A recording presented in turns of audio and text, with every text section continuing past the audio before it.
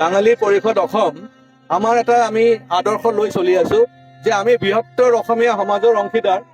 আৰু শ্ৰীকৃষ্ণৰ যেনে দুজন মাতৃ তেনেকে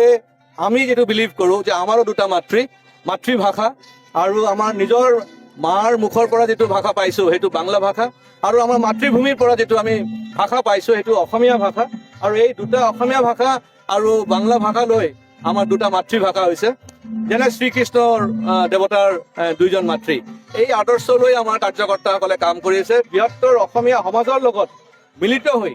কেনেকৈ আমি আমাৰ অসমক শক্তিশালী কৰোঁ সুৰক্ষিত কৰোঁ সেইটোৱে মূল আমাৰ উদ্দেশ্য বাঙালী পৰিষদ অসম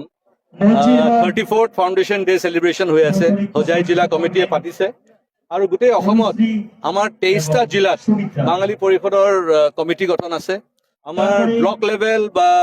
মিউনিচিপালিটি লেভেলত আমাৰ আঞ্চলিক কমিটিবিলাকো তাতে গঠন কৰা গৈছে অফলাইনত আমাৰ 50,000 প্লাছ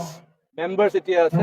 আমি অলপতে অনলাইন মেম্বাৰশ্বিপ আমি আৰম্ভ কৰিম আৰু এই অনলাইন মেম্বাৰশ্বিপ আমাৰ টাৰ্গেট হৈছে নেক্সট 2.5 মান্থছত আমাৰ 5 লক্ষ মেম্বাৰশ্বিপ কৰাৰ এটা টাৰ্গেট তেওঁলোকে লৈছে আৰু আজি আমাৰ ছত্তীশগড়ৰ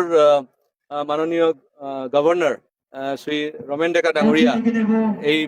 আমাৰ অনুষ্ঠানত আহিছিলে মুখ্য অতিথি হিচাপে আৰু